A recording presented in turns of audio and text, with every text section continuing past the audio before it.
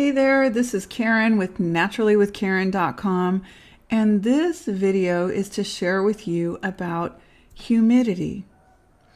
Why are all these air conditioners attached to homes in areas that rarely get above 90 degrees, but for a couple of days during a summer, like northern Minnesota?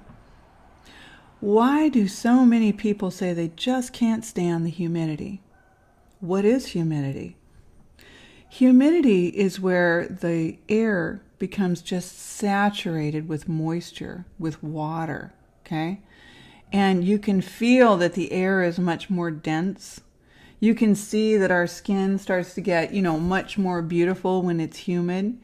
If you've ever been to Hawaii or Jamaica, the islands, then you know what humidity is. If you've lived down in Florida, down in the South, you know what humidity is. But there's a lot of humidity up in Minnesota in the summer as well, and you should hear the people complain about it. You might be one of them, so why don't you listen for just a moment and let me explain why this is happening, okay?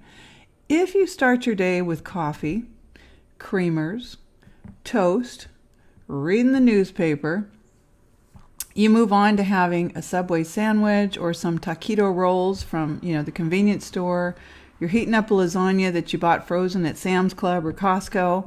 And at night, maybe you're having some chicken nuggets, some pizza that you just got at the Pizza Hut. Maybe you have a couple glasses of wine to wind down at the end of the evening. Doesn't that sound like most people? Okay, so maybe most people don't eat exactly that every single day. But then maybe they get up and they have a bowl of cereal, right? With what? Cow milk, dairy, the majority of people. Or they get up and they have some eggs and bacon and hash browns. And unbeknownst to them, they're accumulating inflammation and swelling in the body. And they're getting their lungs, which are spongy. It's a spongy tissue in the lung area, okay? And that's why it gets spastic and people have wheezing, sneezing. They get out of breath. They start to get gray hair. And they want to run the air conditioner the minute it starts to get warm. Why do they want to do that? They want to do that because they're legitimately, genuinely feeling excessively warm or hot. They can't take it. So if their lungs are full of goop and mucus and they're swelling and inflammation, there's a lot of ruddiness on the face, the skin pores can't breathe from the diet. The diet then contributes to their not being able to get out and walk or wanting to walk. They're going to be the first ones to want the air conditioner on. And I experienced that in many of the workplaces that I've had over decades. Where I rent professional space as a self-employed person, or law firms that I worked in the past in Silicon Valley, I would see that people needed to keep it extremely cool. Now, I understand or I overstand when you've got computer equipment. You've got a lot of people working in there and you want to keep the smell pleasant. You don't want people in there sweating, I suppose, in the modern day system, where there's an expectation and there's a standard, a very manicured standard. But we wouldn't need the air conditioners, which are known to contribute to climate change. Even if you don't believe in global warming, let's not even go there. But they do use Freon electricity, depending on what kind of an air conditioning unit you're using, from a tiny little window unit to a huge commercial HVAC unit that's placed on a hospital or a large high-rise building like my father used to do in his business. In any event, electricity, Freon, carbons are being used to cool us when our habits have placed us in a situation where we have toxic heat in the body. Now, toxic heat is a concept by Japanese acupuncturists, traditional Chinese medicine doctors. They know that when there's toxic heat, stagnation, congestion in the body, it needs to be moved. And so One of the ways it's moved is through acupuncture, acupressure, or a form of head massage or scalp massage called Couldnt. These were all things that I used with my son, who's 23. Back when he was 5, he had his first pressure point and acupuncture point right here in the web between the thumb and the fingers, which is where we'll rub if we get headaches, right? I got stuck on acupressure and acupuncture for a moment, but he took his first acupuncture needle when he was 5, right here. And at the Five Branches Clinic, that practitioner referred to it as the great eliminator point for a child. So he had a red pediatric needle, and he had some backup, constipation. He'd started going to a school and started eating some of the food that some of the other children brought, and he was completely dairy-free until he was at least 5, when it was out of my control if he ate something at a school where he went. A private school and a Waldorf school, but nonetheless, people can bring their lunches and they can eat what they want. We're not all on the same page when it comes to what we do for our diet. So humidity, for me, is one of the biggest blessings in the world, and I want to share that with you because I want you to really feel what I feel for a moment, so you can maybe envision it and maybe bring it into your life as a positive life force energy. For me, if my lungs are not full of mucus, and I've done well with my diet, my stress levels, my sleeping habits, all of these are my daily habits of self-love and success, right? They might not yield me a ton of money, but they yield me my health, okay? Now, I want to go outside where it's as humid as possible. In fact, one day this past week, it was 88% humidity next to Lake Superior where I was walking. And I took a walk for 3 hours with a couple little short stops with 2 of the dogs of the pack. And we walked to the Rose Garden and then back to the lighthouse. We walked up and down the stairs up to Fitger's building. And we walked all over. And I felt like $1,000,000. I mean, just breathing it in, all of my pores opening, and my hair felt so alive with the humidity. But I heard people walking past me, coming this way as I'm going another way on the lake walk. This is absolutely ridiculous. It must be like 100% humidity out here. And they were absolutely just ticked off. It was just overwhelming.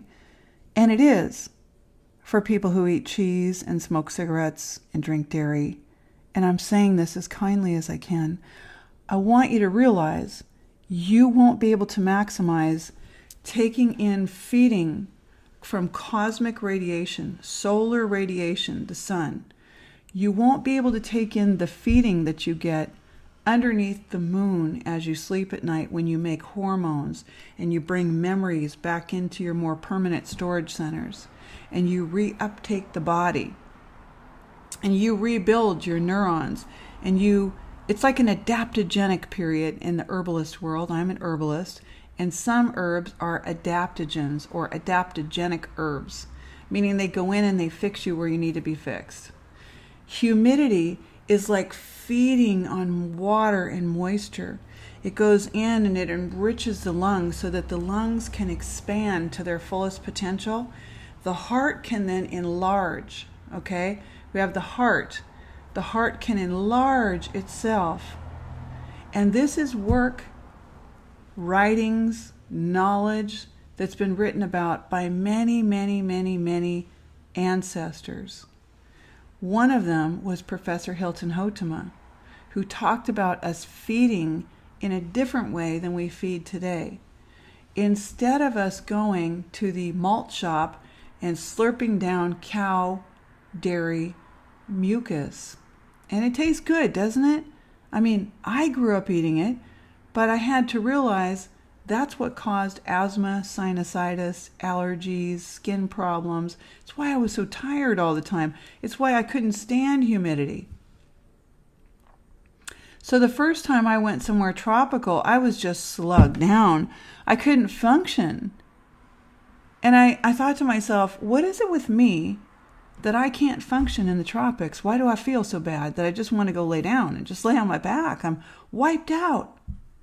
It's because all this mucus that I was carrying in my lungs couldn't handle it. I'm 57 years old. I have taken my life to a point where I don't need to dye my hair, okay? I don't need to wear all the makeup besides my little bit of eyebrow pencil. That's it. My shea butter and cacao butter on my face. I don't need a fancy manicured life. I haven't manicured my hair for over 3.5 years, out of 5.5 years being dreadlock.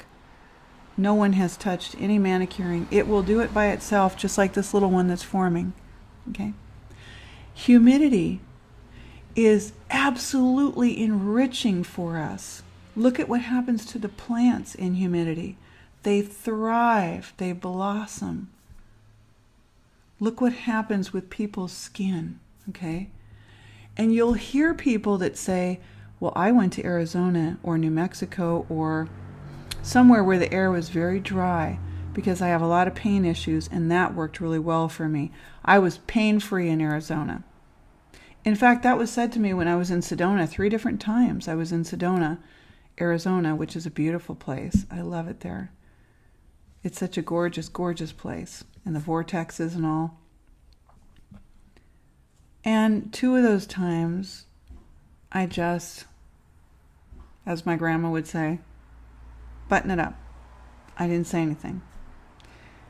I didn't say anything because I knew that the people couldn't really hear me.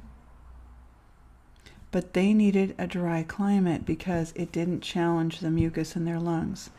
A warm climate will create detoxification. Mucus will start running from the temperature. That's why we go into the sauna or the sauna with the Finlanders here. The sauna, the sauna. We go into the sauna. When I was back home in Santa Cruz, I went to 24-hour fitness religiously, and I went to the steam room. And oftentimes somebody would bless us with having eucalyptus essential oil in it. So we'd get the beautiful eucalyptus and the super packed steam room, and I would just stay in there. I would sneak my son in there so that he would learn how great it is. And both of us crave that to this day. What a luxury to have a steam room that everyone could go into and enjoy. Humidity is your friend. If you don't tolerate humidity, it's not just because, well, you're different. It's because your lungs are full, just like mine were. And you can't tolerate it because of the wheezing that you might not even know that you have. Okay. I have gone through periods of stress in my life, and even though 34 years ago, I took a many-week course in using raw foods for reversing cancer with Pamela Masters, and that's what really got me on my journey. Many, many times I fell off of good habits. And if I started eating too much wheat, or I started eating something I shouldn't, or maybe I was at a beautiful event or a wedding and it was like, oh my God, that cake looks amazing, I gotta have a piece. And I gotta have this and I gotta have that. Well, and I already did this, I might as well just kind of go off the wagon this weekend and I'll get back on Monday. And those are the deals we make with ourselves. But when I did that, I got wheezing again. I had problems with my skin. I had little breakouts on my skin. I could see that my hair would start to, not be as vibrant and maybe turn gray. I started to get swelling in my fingers, okay? Humidity is something that we need. It's something we all need. We do really well once we're detoxified. So getting off wheat, dairy, eating a lot of meat, fried foods, it's going to take you into loving humidity. You're going to absolutely love it. Okay? So I send you love. Humidity is a good thing. Just listen for a little bit, even if it challenges everything you've ever known. And I'm going to go turn my air conditioner on. The heck with her. I don't give a crap. Just think what we would do for the world if we didn't need to use all those air conditioners. And we all were drinking in the air when it was nice and moist. We'd be moving in and out of each season as we were intended. All right, so long.